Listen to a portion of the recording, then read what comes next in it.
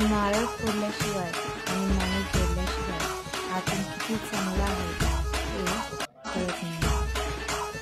बोला बोला जगदगुरु संत बाबांच्या नावाने चांग देवापुढे नारळ का फोडतात याचे काही कारण नाही. पूर्वी देवतांना मान देण्यासाठी मोठ्या प्राण्यांचा बळी दिला जात होता.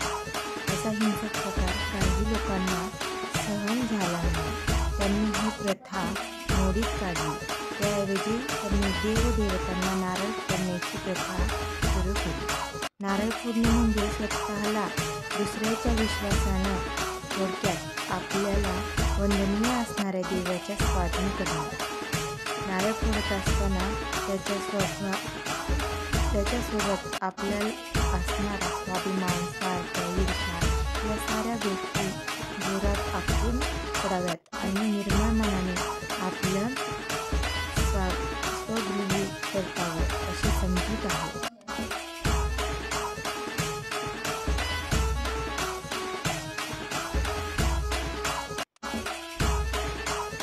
नारळ माणसाला चरित्र पूजनाची प्रेरणा देतो. नारळ हे बलिदानाचे प्रतीक आहे.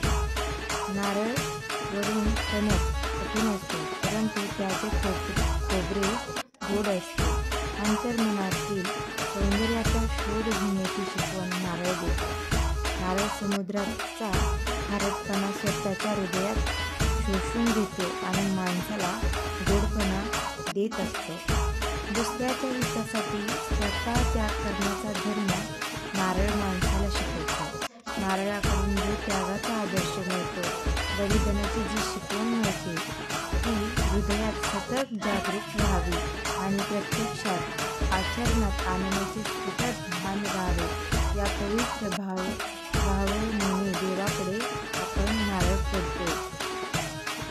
ज्योतिषशास्त्रानेही नारळाला एक अनन्यसाधारण महत्त्व दिले आहे.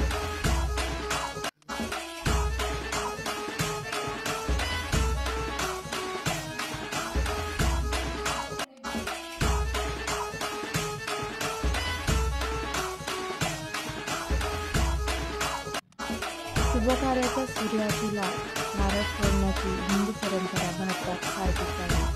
नारळ फोडल्याने समृद्धी येते, पैशाची संबंधित समस्येचे निराकरण होते अशी भावना आहे. नारळ फोडणे आणि ते देवाला अर्पण करणे हे प्रतिकात्मक कृती आहे.